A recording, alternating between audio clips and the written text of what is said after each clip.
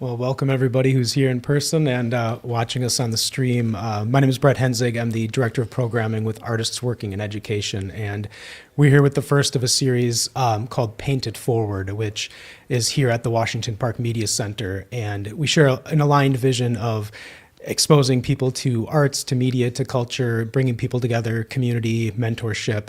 And we thought this was a great opportunity to come together and share some of the great work that our artists in our community are doing.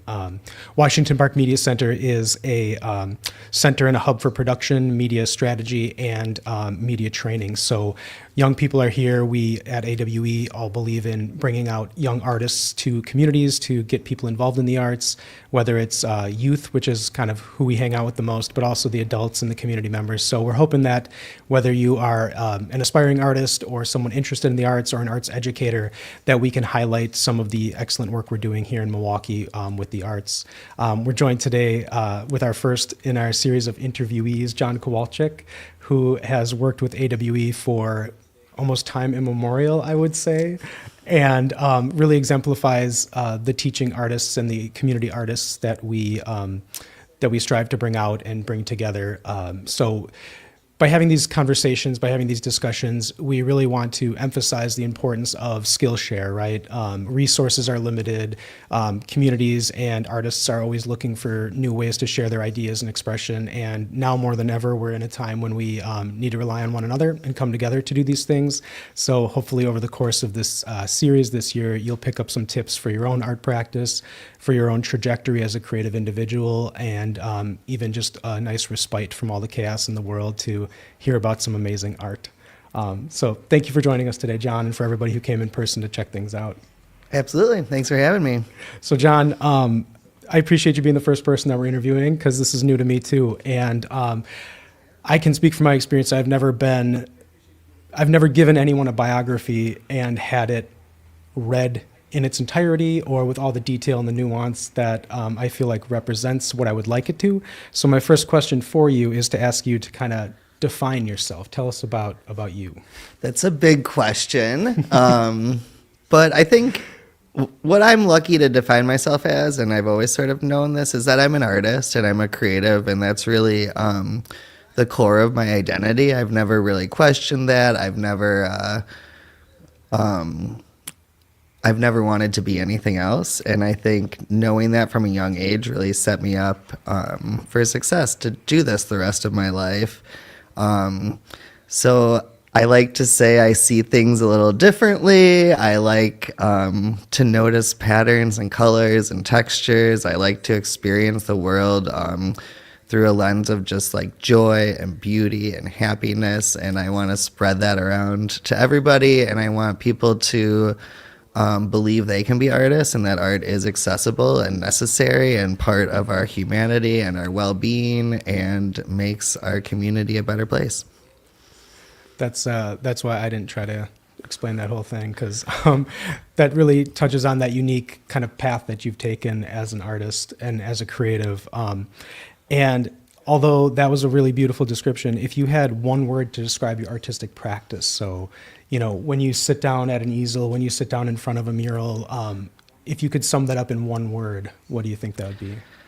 I like to think of my artistic practice as curious or curiosity, or so I'll leave it at curious. I love that one. Excellent.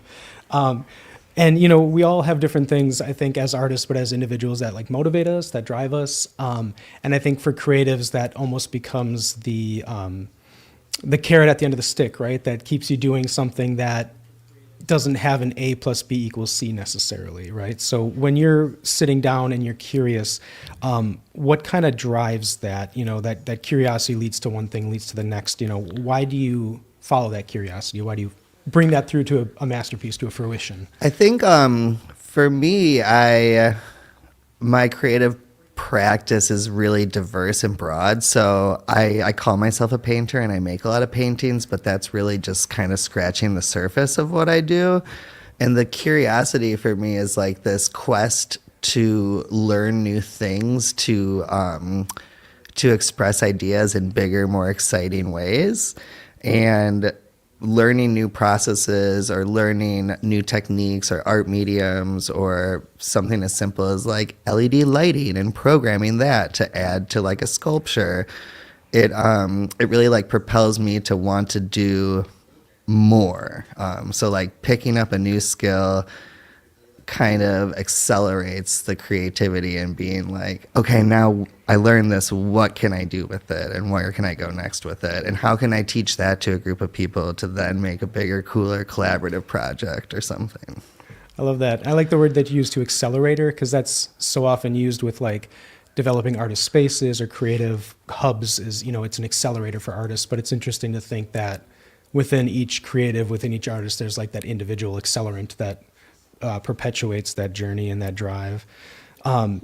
So thinking about like the work that I'm familiar with, and then the work you're doing with like the electronics, the LEDs, things like that. You mentioned that you always knew you wanted to be an artist. So I'm curious if you could kind of describe to me what young elementary John was making and maybe kind of how that evolved into where you are now. Are there similarities in that? Are there common threads? Yeah, I think there's like two sort of funny stories that come to mind, but when I was in kindergarten, trolls were a really big thing. Like if you remember those like troll dolls with the hair that you could like make into different shapes and stuff. And we had a troll day at school and I was devastated because I forgot to bring my troll and like everybody else in the class brought trolls with them.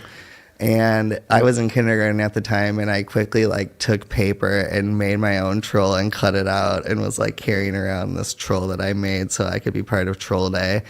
And my teacher was like, I think like this is pretty good. Like you're an artist. And she told my parents or whoever picked me up that day, like John's going to be an artist or something. And it's funny that that has stuck with me as like this one little moment. But then I also was lucky enough to grow up with a lady in my neighborhood named Mrs. Wood, Marlene Wood, and she taught painting classes out of her basement. And she had two kids who were probably like 5 or 6 years older than me, and they were both artists and went to art school. And I got to see them do it, and they were always like the cool older kids that I wanted to be like when I grew up. And I went to her house every week I started when I was 8 years old, like all the way through high school, and did painting lessons with her. And that really gave me just such a foundation in like being a technically good painter, but then also being able to put together a portfolio, to get a scholarship, to go to MyEd, and to just realize that this path was like something I could accomplish. I like that. I was just at a school this morning, shout out to German Immersion School here in Milwaukee. And one of the students, we were talking about community and what are communities and how do communities thrive with one another. And a student shared a very similar story that there was a woman in their neighborhood who made art and would invite him in like on the daily in the summer to just hang out and, soak in the artwork. And that's, again, kind of speaks to what this is designed for, is to show us that there's these creative potentials and possibilities all around us if you kind of know where to look or feel curious enough to, knock on someone's door and say, hey, I saw that cool lawn sculpture. Can you tell me about it? I do have to ask some of the maybe younger members watching, from their devices at home or in the room, do y'all have a troll day in school? No? What's the trolls of this generation? Are there... I don't know. Okay. We'll have to watch the comment section. Like slime or squishmallows or like, I don't know. Slime was a big one a couple of years ago. I'm just picturing a bunch of children carrying armfuls of slime to school. I'm sure it happens. And then on another silly note too, John, do you ever find yourself wanting to return to making trolls, artist trolls? Not really. I love making giant weird creatures, but not really trolls, I don't think. I love that. So you talked, about the path from, not early childhood, but elementary, kind of wanting to do art and finding kind of a guideline through. What about those, like, I'm going to call them the awkward, middle school years / awkward early career, college, right? So as somebody who's actively working and has a lot of opportunities in the arts, what were some of the things that linked those two? What were some of those maybe tangential, odd job kind of things that allowed you to like practice creativity or kind of fuel that creativity? Yeah. So I taught art classes all through high school at like a little art studio in Palatine, Illinois, which is a suburb of Chicago. And then I also worked at the Art Institute of Chicago, running their art camps and giving kids tours around the museum and then making projects about whatever Toulouse-Lautrec painting we were studying that day. And in high school, I had a student teacher who was a student at the School of the Art Institute, and she was pretty influential in telling me to go to art school and not to pay for it and to get a scholarship and to come work with her at the Art Institute. And so I've been lucky to like work in the arts. And then my mom and my sister are teachers. I come from like a family of educators. I've always valued education, and I think those two just kind of go hand in hand.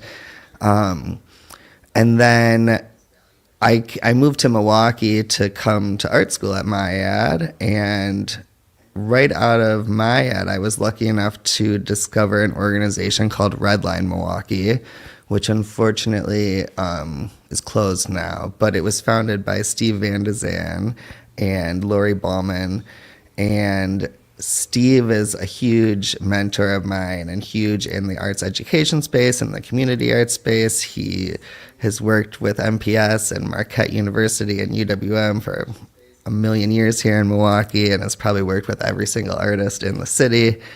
And I was able to be a resident at Redline for, I did like a 3-year program, and then I think I went back and I did another 2 years after that, where I was able to curate gallery shows and take kids on field trips to our printmaking studio. And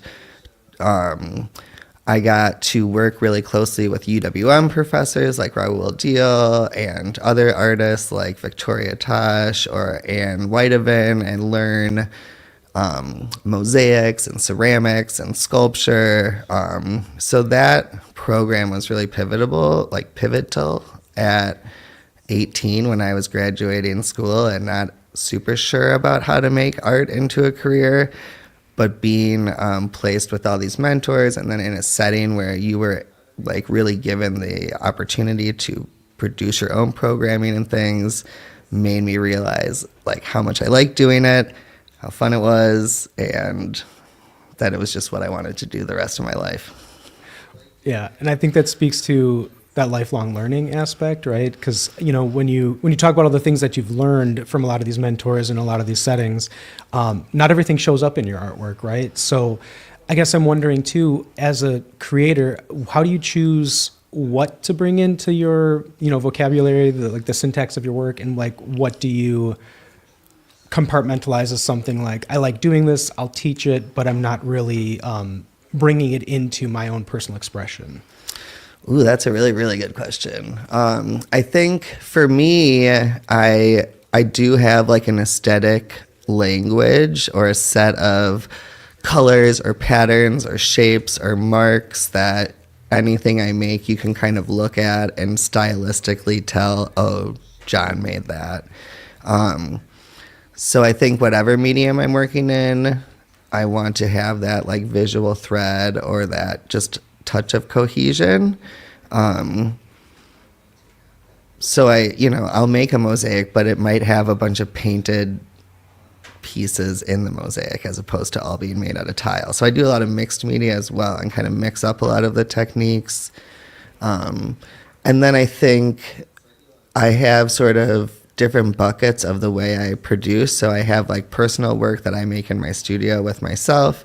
I have work that I'm making in community with schools or community groups and artists and non-artists alike, where sometimes a particular method or medium just lends itself much better to that. Like we're making a really cool mosaic free library right now, and it's just an awesome process because anybody can jump in and add their little piece to it, and it's pretty fun and creative, but like straightforward and not intimidating for people who aren't necessarily calling themselves artists to participate. And then I have like a bucket of like giant collaborative projects where I'm working with other artists where maybe someone is a sound designer and someone is a lighting designer. So then I'm bringing more of the visual aspect to it. And that's how I'm just kind of deciding like my strength is in that. So I'll bring that bucket of skills to the table with this group or something.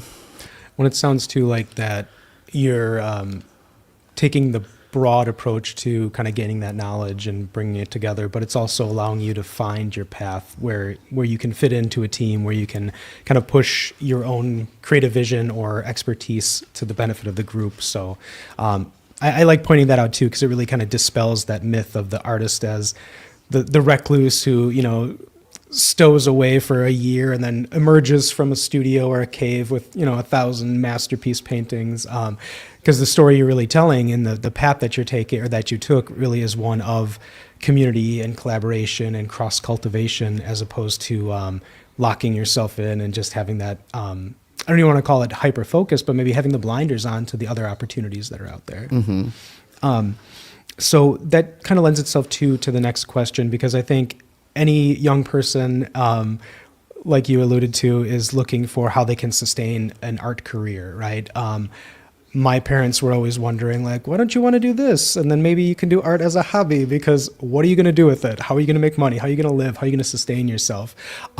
So what are your kind of thoughts on that, John? Like, how have you found ways to financially live your life, get the things you need, sustain yourself, while still pursuing art? And is that a precarious balance for you? Have you found opportunities to really keep those things in alignment, or any of those, again, you know, working at the XYZ place to pay the bills until you find another opportunity? What are your thoughts? I think it's all over the board, and I think I'm lucky enough to have found a spot where it works out really well and sustainably for me. And the reason I can do that is my willingness to work with others and collaborate and work on projects with people that, you know, it might not necessarily be my artwork, but it's more of a commission piece, or I'm bringing their idea to life. But I balance that in my practice by making my own paintings and having like an active studio of my own work to satisfy myself as an artist, to continue growing, to continue like learning, and again, like having those new skills or just those technical chops. Like, you know, I think of being an artist as like being an athlete, where you have to stay in shape. You get rusty if you're not creating, and you can't just perform the same way you did if you were working every day for months and months. It takes a little bit to get into the rhythm. So I'm losing track of the question now, but well, no, I just that idea of how do you put all the pieces together to get yourself the basics. Yeah. Paying the rent, getting the groceries, that sort of thing. Well, yeah. So, and again, like, I'm extremely privileged to have had a scholarship to go to art school. So I didn't have student loan debt coming out of school, which a lot of times people have to just find a full-time job to cover those expenses. I was able to like do residency programs, and I worked at a little donut stand for years, just very part-time, to like, again, pay the rent, to make as much art as possible. I didn't have a car for years. I took the city bus everywhere just to like live as inexpensively as possible so I could make as much art as possible. And I think that has paid off in the long run, and being able to support myself now as an artist. And again, it sort of comes down to that network of community that I can always rely on and work with and collaborate with, that has just sort of led to bigger projects or return partners and clients every year, which we just get a rhythm and can really start working well together and do more amazing things than we could have done in the previous years because of our relationships. So I think it's about being a member of a community, inserting yourself as an artist, but being willing to work with others and bring their stories to life, like we're kind of talking about here. And yeah, and I've heard both from people. I've had artists tell me that they felt like having art as part of their income kind of ruins it for them. You know, like they're missing out on that piece of that, the personal side of it, or just being physically drained after, you know, creating all day. So a question I have that came to mind is, having been involved and still being involved in so many creative careers and creative pursuits, when have you found yourself the most productive and creative in your personal work? And why do you think that is? And when have you found yourself feeling the most stifled in your personal practice based on the type of employment or opportunities that you were pursuing? I think what's funny is like deadlines give me this sense of urgency that then makes me go into creative overload. And so if I have a deadline for a show or for an application or something, that really motivates me to produce. If I also get really like hyper focused on large projects. So if I'm working on, and I know there's kind of like seasons in my life as an artist. So the summer months are always going to be more intense and busy than the winter months here in Wisconsin, just because of the weather, what's going on. So in the summer, I take the winters easy, knowing that it's going to be like 16-hour days for days on end until the installation is completed. But that also is extremely motivating, and it's not sustainable to work like that all the time, but it's like a month of doing that, I feel like I'm like a marathon runner, athlete, like artist, ready to do anything.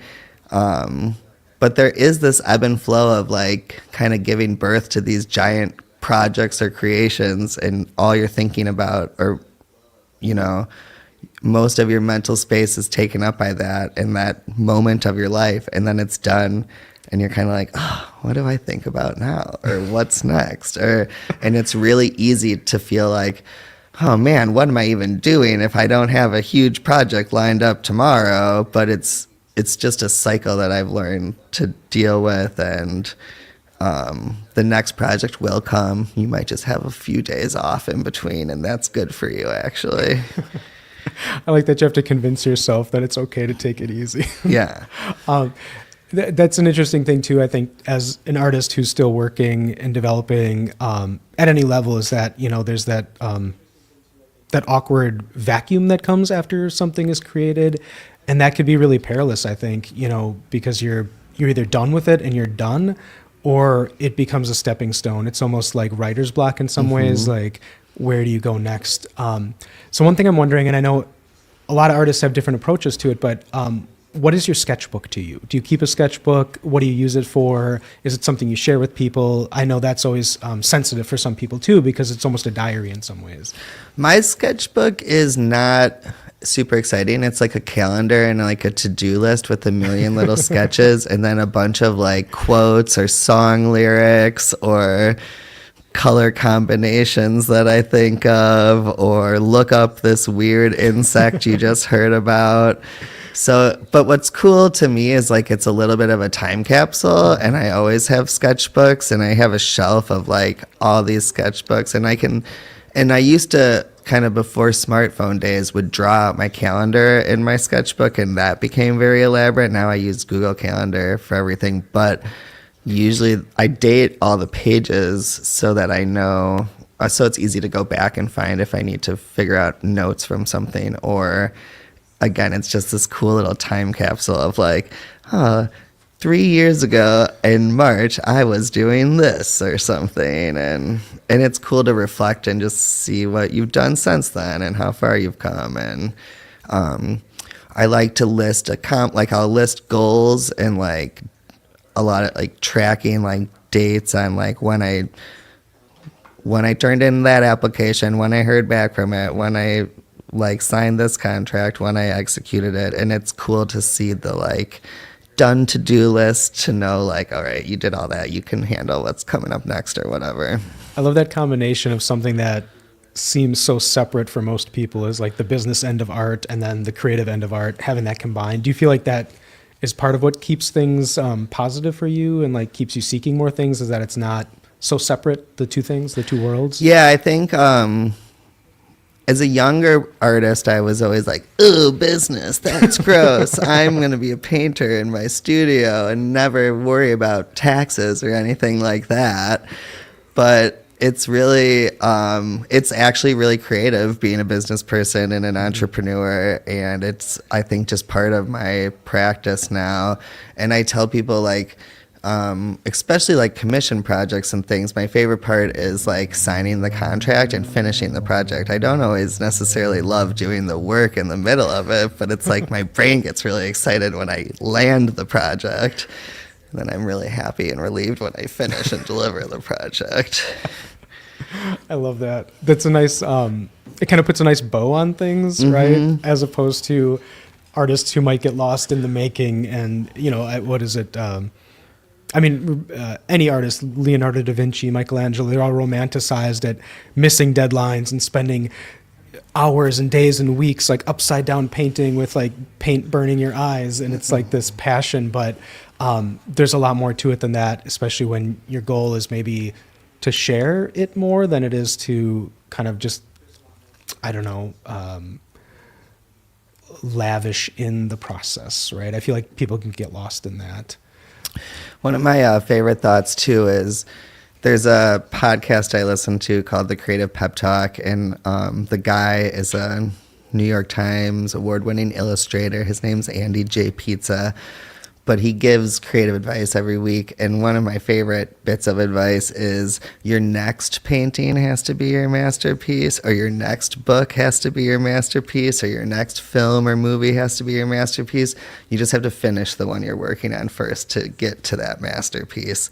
And I think as artists, especially when you're working on like a commission thing, you can get caught up in your head of like, is this good enough? And you'll be way more critical of it than the client would ever be. So sometimes, like, you just have to finish that and turn it in, and your next painting will be your masterpiece. Is kind of like the idea there of like, don't overthink it, don't be overcritical of yourself, and yeah. That leads into another question that I've been waiting to ask too. Do you keep everything you make? Not do you sell it, do you gift it, but do you ever destroy your artwork? Do you ever make something and look at it and it doesn't meet that standard, so it gets thrown away, torn up, burned in a bonfire, or painted over? How do you hold on to those experiences that aren't successful in your eyes? Yeah, so I have I do save a lot of artwork. So I have art from high school still. I have flat files full of my artwork and other people's artwork.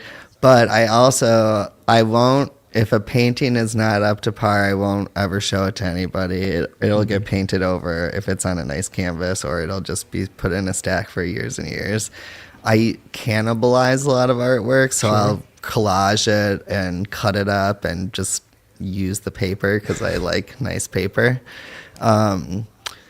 And I also love I love creating huge ephemeral installations. So I've made like a life-size horse in the past. I've made a life-size Hummer all out of like paper mache and fabric. And those are, the horse burnt down in a fire, actually. The whole building burnt down. That's not funny, but it's very dramatic. Yes, and it's very cathartic too. Like it's really cool pouring everything you have into a piece for months, and then having the show and having, celebrating it, and then letting it go. And I think you do have to let go of things to make way for the next big thing. And I love making giant immersive experiences, and you can't save everything from those. It has to be what it is for how long it lives, and then it can move on.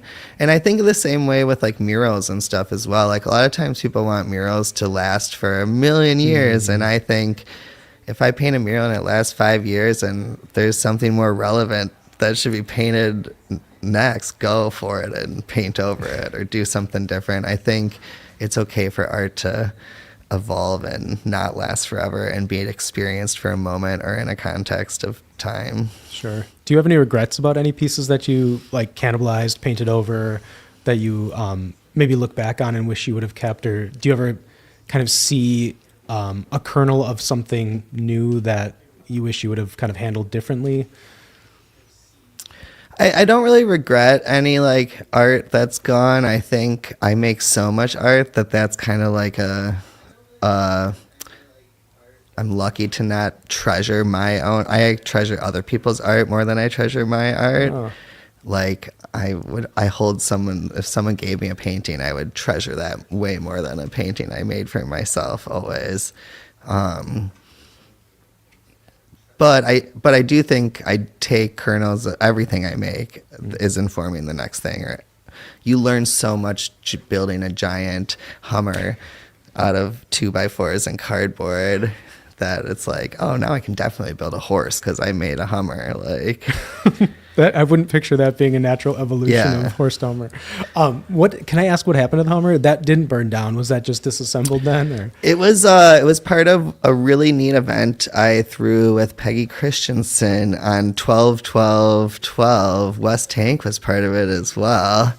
And we had 12 artists doing 12-hour-long performance pieces from noon to midnight. So my Hummer was parked in front of the building on what's now Val Phillips Street, right by the Bucks Arena, actually. And there was a Bucks game going on.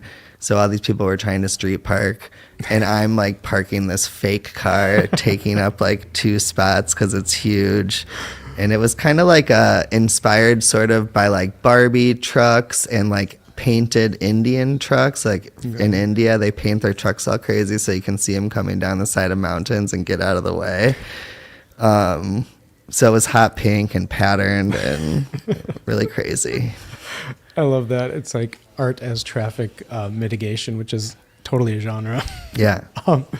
So a question that I did full disclosure share some of the questions in advance, but there's so many that are coming to the top. But thinking about your art as part of a performance or part of something else, is there something that's not directly art related that you'd love to see your art in? So, is it a product line? Is it like, do you want to see a mural on the moon or something? Like what's kind of a frontier for your art that might not be typically thought of as a natural evolution in art making? Interesting. Well, this is a silly one, but I really love textiles and rugs. So I would love like hand tufted versions of my paintings as a giant rug or something. I think that could be really cool. But I think on a bigger scale, I'm really, again, interested in kind of like these world immersive experience kind of creations, and like doing something that at Coachella or Lollapalooza or something would be like a dream kind of project or role. That would be cool. What type of time commitment do you think that would take you? How expansive? And given that you might have an open field with very few physical boundaries, how big do you picture something like that? I mean, so I'm also really into inflatable architecture right now. So I'd probably have some sort of huge inflatable arena set up. And I think it's like a year-long commitment at least for building something like that with a team of people as well then. Excellent. I love, I always joke that when somebody's just like walking past or maybe flipping through live streams and hears like a single phrase from a conversation with creative people, that it could be really jarring. And I think the one I'm taking from this is I'm really into inflatable architecture because it just sounds so counterintuitive and contradictory. And I really want to be immersed in one of your works. So I'm waiting for it. So then thinking about all the creative possibilities and potentials, but of course there's barriers in the world. There's things that kind of get in your way. What are some of the barriers you've encountered with, maybe not so much an individual piece of art, but more like your path as an artist? When has there been an intention, a next step in your career or in your creative pursuits that just kind of hit a brick wall, and kind of how did you work around that, or did you work around that?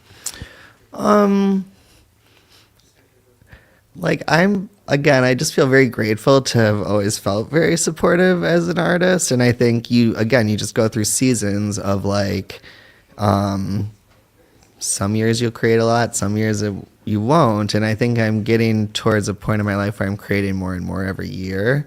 So I think like a barrier could be seen as like learning how to prioritize what I need for my creative practice. So instead of like working full time in the arts, I decided to work for myself as an artist. And that was like a big step to make where you're giving up benefits and a salary, but you're gaining time and everything you need for your practice. So I think just being courageous enough to prioritize and kind of make the jump was like one of the most recent kind of barriers or obstacles, or not an obstacle, but just a hard decision to make in the path, I guess. Was there, were there any signs that told you the time was right? Or was it kind of a gut check? Were there times in the past where you felt like it was time to make the jump, but then you kind of hesitated? Like where, for other artists out there who are considering that, where's the green light? What are the things to watch for? So I had been thinking about it for a while, and I think the biggest, what made me feel the most okay is I had enough projects lined up to sustain myself for a couple of years. And now it's been a couple of years, and those projects have turned into return and repeat things. So trying to line up some work for yourself so that you're not going to jump immediately into the starving artist mentality is really helpful. Talking to other artists and people who had also made that jump for themselves was really motivating and inspiring. So I remember talking to Dina Nord, who owns her own design company called Advent Creative, and she, previous to that, worked full-time for the art museum and had to make that leap herself at some point. And she was just so supportive and like, no, you have to do this. Like, it's going to be great. And so I think, yeah, having that supportive community around you, being realistic of like knowing you have some work or something to focus on, or you're going to apply to graduate school, you're going to having a reason or something, I think, and then just making the move. Would you have, as John now, do you feel like 20-something-year-old John, would you have trusted them to make that choice? Where did you feel like you needed to be, just like internally, like with yourself, knowing enough about yourself and your lifestyle and the things that you want out of your career or your life? When did you feel like you could trust yourself? I feel like 20-something-year-old John would have just never even signed up for the job in the first place. He would have been like, oh, I need about $12 to stay alive every month, so I don't need a job. And then you get comfortable, or you realize, life costs things and you need things. And so you get a little more realistic almost as an older, wiser person, hopefully. So I almost had to call back to my younger, not reckless, but freer or less scared self. Sure. So there's no wrong time to commit to it, just a matter of where you are and where you want to be. I like that. We all could use a little bit of calling on our younger selves. I think that's what I enjoy too about working with young people, is that you get reminded of those possibilities that you kind of shut off to yourself. Mm-hmm. And that's a perfect segue into my next question, because I'm wondering what it is you are excited about in your next, 6 months to a year. What are some like upcoming things that you're excited about that we can watch for? Yeah, so I mentioned inflatable architecture earlier, and I've been joking that 2025 is going to be the year of inflatables for myself. But last summer I took on a project where I made these like 30-foot inflatable sculptures that were installed at Bradford Beach and South Shore Beach for these cool art events. And that project has turned into a really cool collaboration where I'm working with Daniel Murray from Fuzz Pop Workshop and Steph Silva from Joy Engine and Whitney Moon, who is a professor at the School of Architecture at UWM, where Daniel and I are teaching a class in inflatable architecture, and the students are going to be designing a project for the beaches that may or may not be produced. We'll see how the designs turn up, but I have really high hopes, and they're really creative students. And I'm sort of really diving headfirst into inflatables, so there'll be another giant inflatable installation that we're working towards at Summerfest as well this year, which will be these like 25-foot creature I'm calling them tree spirits right now, but we'll see how they turn out. They'll be very cosmic and weird and otherworldly. And then those will get to go to the Madison Albrecht Botanical Gardens for a few months as well at the end of the year. So those are my big things. And then I got lots of little cool stuff that I'm always working on too. I'm wondering what are your inflatables teaching you about your painting and your traditional materials? Are they teaching anything? Are they just so drastically different that they're in their own worlds? So what's really neat about the inflatables is I've been creating some sort of like 6-foot versions in my studio for the past few months just to, again, really flex my sewing skills before I make these huge ones. And those ones I'm hand painting all the fabric, and it's really neat the way the fabric takes the paint. And then I light them from the inside, so it's really cool to see the light shining through it and the translucency of the certain colors and the opacity of other colors. So I feel very painterly in that sense, like thinking about light and color. And what's neat is for the larger inflatables, the fabric will be scanned paintings that is printed. So I'll paint paintings that will then be digitally printed on fabric. Which I'm just excited to see that process come to life. Yeah, that's interesting. Yeah, because I suppose the layers of paint on something large would not balance the weight evenly with that. Yeah, we need 1,800 yards of fabric, so it would take an extra couple months to paint that probably. That's amazing. I kind of like too, because that really illustrates that unfolding of the timelines that you give yourself. The idea of like having something lined up that takes time. And do you feel like that would be possible without these bigger projects, like that balance of your motivation and your time being anchored to something that you know is going to take months versus, a painting which you might knock out in like a week or two? Do you feel like you need both of those things to sustain your creativity? I do think I need both of those things because I love the feeling of a finished painting, and I love doing something quickly and seeing something happen in 2 or 3 days. But I also love working towards the bigger project. But on those bigger projects, it's like you work all day, every day, and you see like a 0.5% increase of productivity. Or it just takes so long that it's nice to have some little stuff in the middle to break it up. So that makes me wonder, for somebody who might not be at that point where they've got, partners that are doing like larger things, or might not have spaces or resources to do larger things, like what are some ways that young developing or earlier stage artists can kind of biggie size their work without necessarily like taking on too much to chew? I think there's different ways to do that, but I think I used to build stuff out of cardboard I took out of dumpsters, so I didn't have to pay for materials because I didn't have any money for materials, but I could still make giant things. Sure. So I think there's something to be said about that. I think as a young artist, finding artists that you like I work with a lot of MIAT students or UWM students, and we hire them to work on our projects. So you're getting a line on your resume saying that you are an artist, fabricator, or assistant.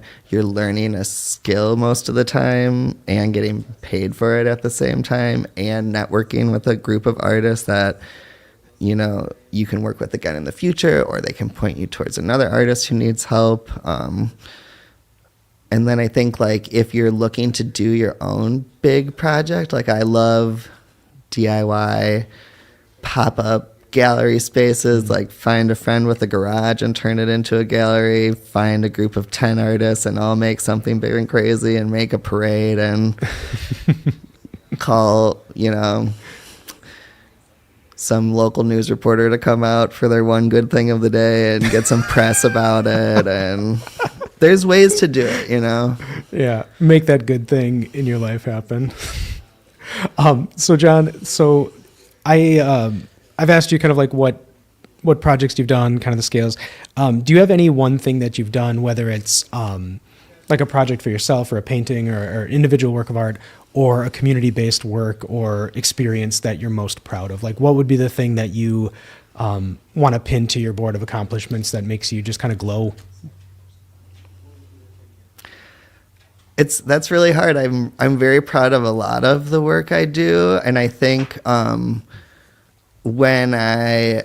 as I'm getting older, I think I'm realizing I'm less proud of a individual piece of work or a body of work, but I'm really proud of the community of artists that I have around me and that I've helped cultivate. So there's, artists that I've worked with when they were in high school who are now professional full-time artists that I get to work with and hire. There's high school students who I collect their paintings now, and they live in New York and Chicago and are doing it as amazing artists, and that is really that makes me really proud and inspired. And then I also think of the community work I do here in Milwaukee, specifically with Metcalf Park, which is one of my favorite neighborhoods here, and the way that this community sees themselves as artists and creators because of the work that we've done together is really special, I think. Excellent. Thanks, John. That really speaks to the nature of these conversations, just how do you bring people in, how do you help people along? And I think that's a huge motivator for people that you don't always get until you're at that certain point where you're able to reach people, right?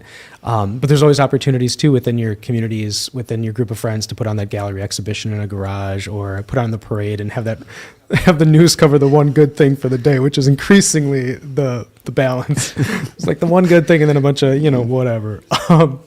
So we're kind of getting to the time, and we do want to open it up to questions that people may have who have kind of listened in. But I don't want to be the one kind of driving everything too. So John, is there any question that you wish I would have asked you today? Oh, one of the questions that I really liked on your list was who you would collaborate with if you could collaborate with anybody. And I never saw as a younger artist, I was very much, I'm a painter and I do my own thing. And I think this world of collaboration has opened up so much for me in the past years that I really want to emphasize that collaboration is super cool and everybody should do it.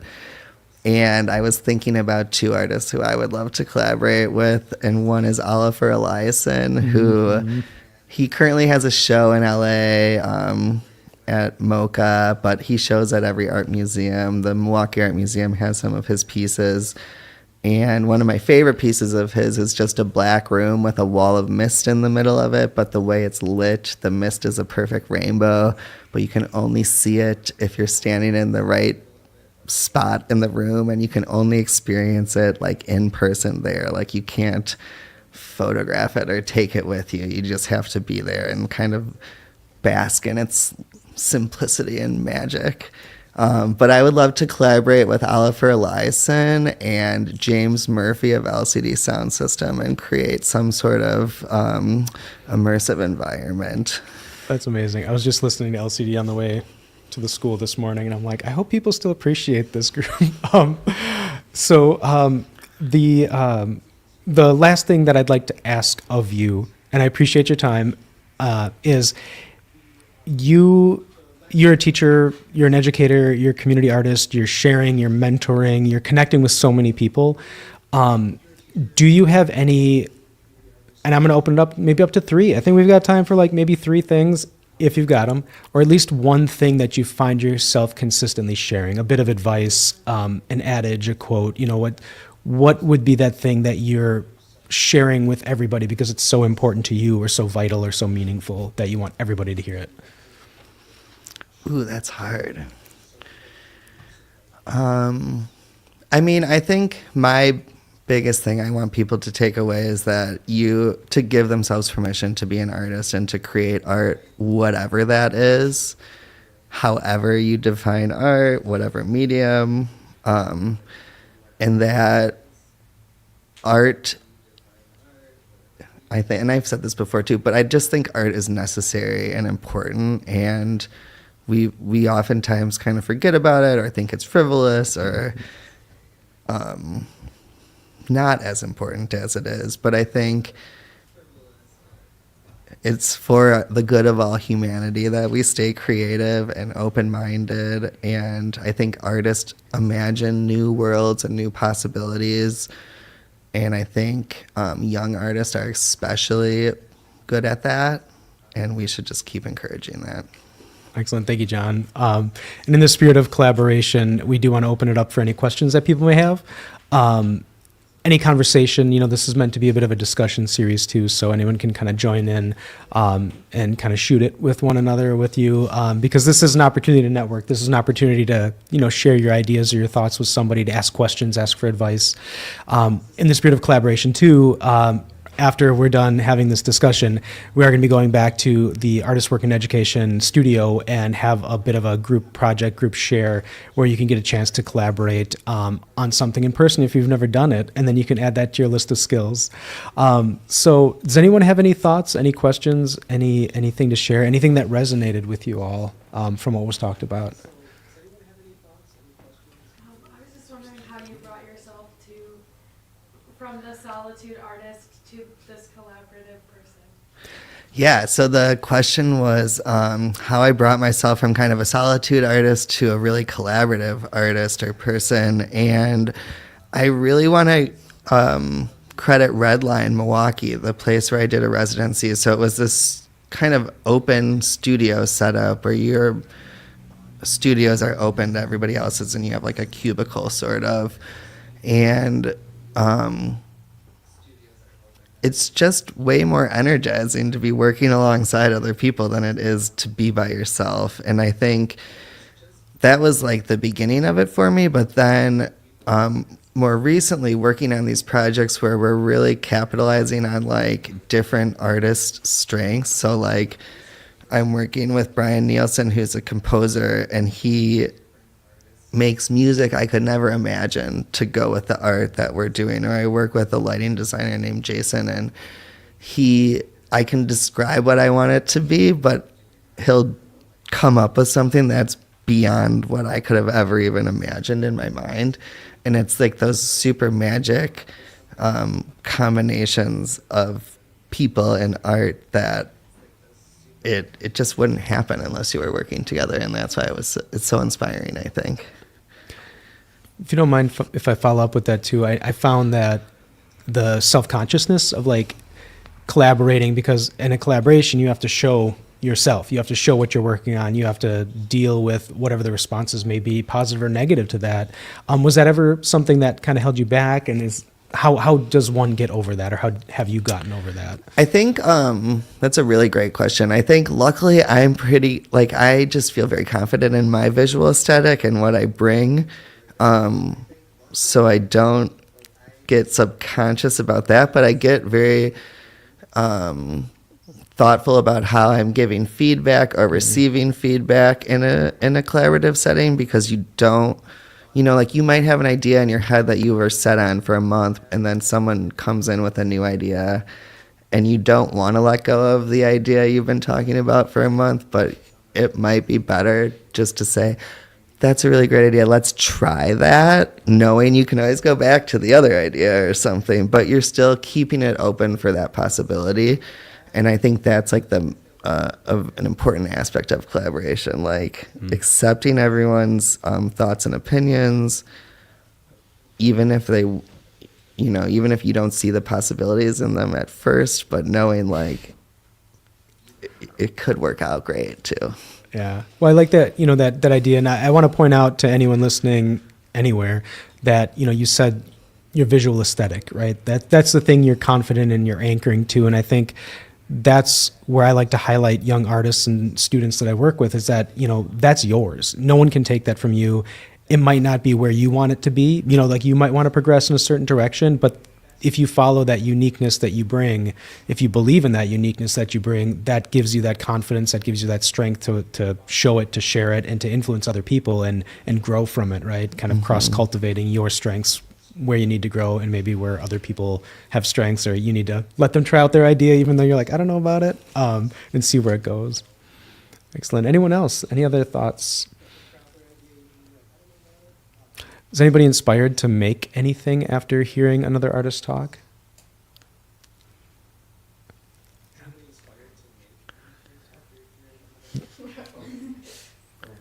Yeah. I guess what I kind of mean by that too is like, is anybody like sick and tired of listening to people talking and you just want to make stuff? Is that where we're at? Excellent. I think that's part of that important balance too of getting inspired by other artists is, you get that motivation, you see those directions and possibilities. So John, before we kind of wrap things up here, I just want to thank you for your time and for your openness. This is the first in a series of discussions with artists, and we're going to try to find artists that are doing many different things, who have different directions, because those paths are unique. And, John's path, John's directions that he's taken with his work and in his career isn't necessarily going to be the path for everyone, but I truly believe that you can learn from almost any circumstance that you're in, from anyone you hear from, and that really is reiterated by John's approach too, which is hearing people out, connecting with different people. So I encourage you all to attend those other opportunities to hear from artists, both in person or virtual, and to share your thoughts. I think that's kind of a final kernel that you can all take with you is don't be afraid to collaborate, don't be afraid to connect, and that's really in the nature of this. So thank you for kind of waving that flag for us in the discussion that you brought with you today, and I just want to, I don't know if the applause is going to show up very good on camera. Okay. I don't know how sensitive these microphones are. But thank you all, and thank you to the Washington Park Media Center for hosting us and filming and putting together this amazing space.